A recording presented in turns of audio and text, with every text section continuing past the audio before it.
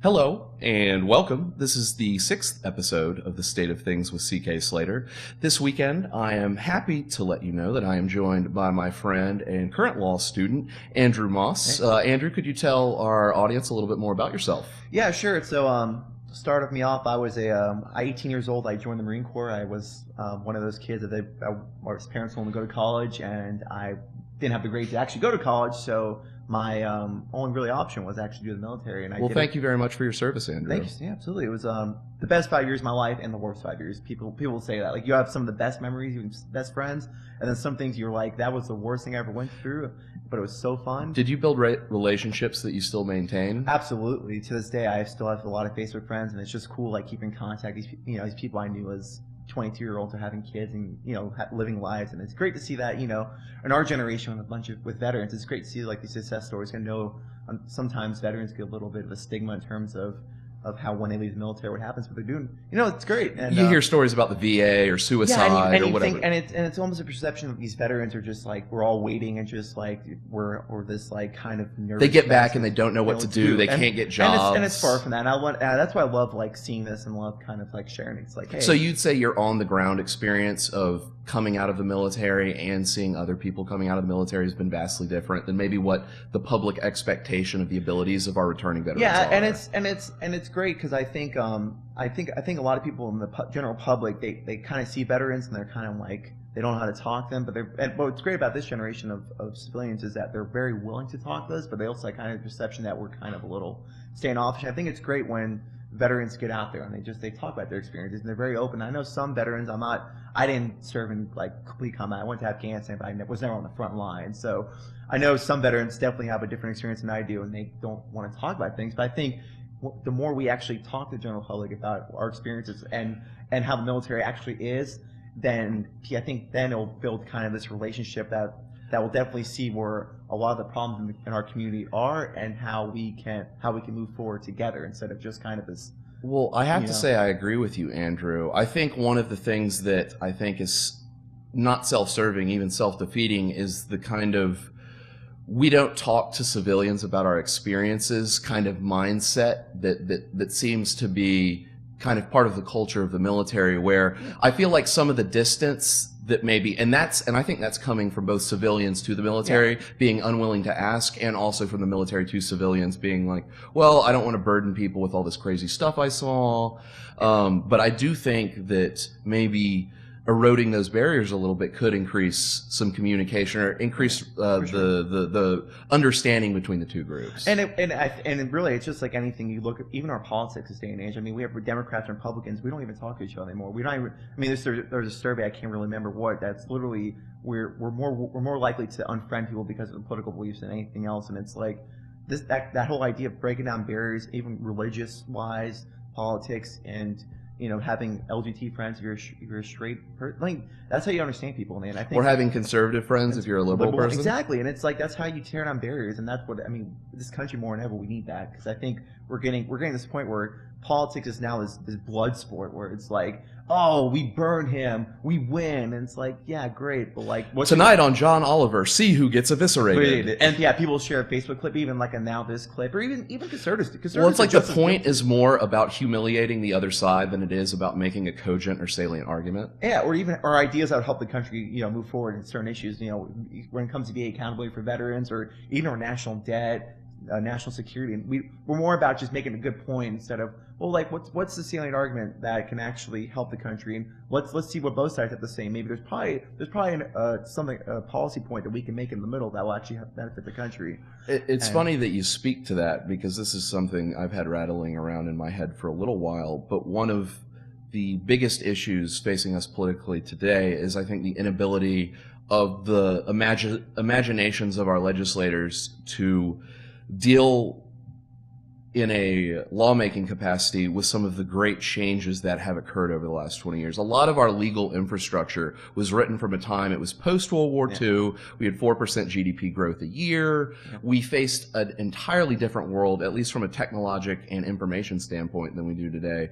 I think a lot of the gridlock and finger pointing stems from a lack of imagination or just a lack of outside the box thinking. I also think Congress and a lot of legislators in general in the state, they rely on the administrative state to also like carry out a lot of policy agenda, and I think that's just kind of, it's one of the quote unquote the deep state. And I'm not a big fan of that term. I think that's like literally it's like environmental denialism. It's like there's no way to even engage in the discussion when they're likening you to someone who denies that the Holocaust say the word happened. Like, well, it's just like, I mean, it's anywhere. I mean, like you say abortion, the pro-lifers or anti-choice. They say anti-choice, and it's like, well, you know, I'm not anti-choice. I think there's a middle ground. Well, it's like the loaded questions of, you know, when did you stop beating your wife? There's no way to answer your. Yeah. It's a lose-lose. And then I think our political structure in terms of post-World War II to now, I mean, the Democratic and Republican parties, there was a mixture of very conservative Democrats, obviously the Southern Democrats. There's a lot of Blue Dog Coalition. There was a lot of issues with racial issues in the South, but I mean, there's liberal Republicans in the Northeast. There's conservative Democrats in the Southeast. There's actually coalition building back in the 60s and 70s. Now it's not a coalition building. It's literally making sure all the Republicans can vote on this bill and then it will pass, instead of, well, let's try and see how we can get Democrats on this board. Or you look at Obamacare. I mean, no Republicans voted for it because Republicans are casted out of the process. Well, and there's actually a much more involved discussion that I think we might be able to get into in a later segment there. But speaking to the kind of left, right, conservative, liberal sorting that has occurred, where we used to have Republicans along a spectrum between liberal and conservative, and we used to have Democrats on a spectrum between liberal and conservative. Absolutely. Whereas by and large over the last 40, 50 years, maybe half century, the Republican Party is mostly anyone from the middle all the way to the right, and the Democratic Party is anyone from the middle all the way to the left. You know, we've sorted ideologically into the parties respectively. And now, and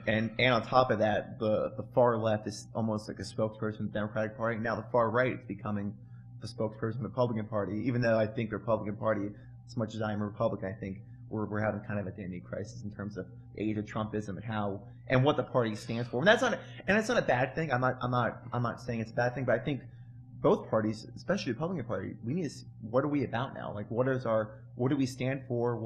What is our agenda for the country, instead of just we worry about these things during election time, building the party platform during the convention times, and then we talk about the platform, and then we kind of just engage in political blood sport, with this whole one-on-one, Well, I think we're definitely going to dive into that a little more. But to get us slightly back on track, after your military experience, where did that lead? You said you were 5 years you served.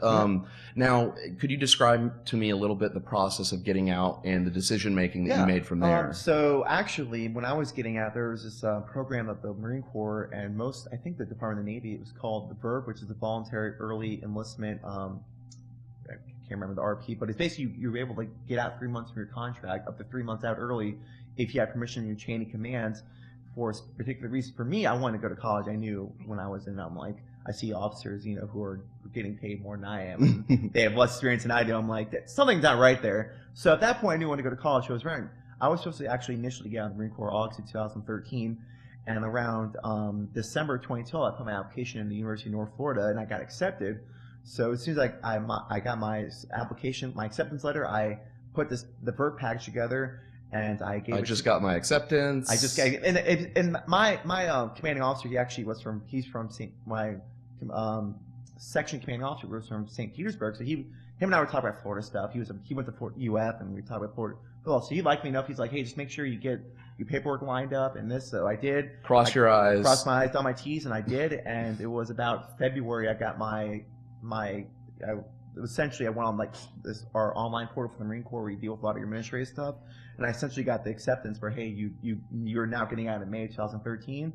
So I basically, those last 3 months, I kind of got my affairs in order, made sure I had a place to stay, made sure I actually was registered for classes. I was going to go to classes, and then when the day came, my dad flew out with my cousin, and I picked him up in LAX, and we drove all the way from Los Angeles back to Jacksonville on I-10. We took the I-40. Because I-10 seemed like a very typical thing, so we wanted to go different. We went up I-40, went through like if you're going to go across the country, you might as well see some stuff. And it was, I mean, it was so fun. We stayed a night in Albuquerque, and then we went And it was you, your dad, and your brother. Cousin. I'm sorry. Cousin. Yes, sir. Okay. And we went from we stayed in Albuquerque the first night. We went to Dallas, Texas. We went to the George W. Bush Presidential Museum. It just opened library, and it was, oh my gosh, it was an experience. And then we drove from there to It's a really cool building. you know, and it's like I would encourage anyone that's in the area to see it, because I think a lot of his legacy is kind of drowned out in Iraq and Afghanistan. And Well, I feel like the longer,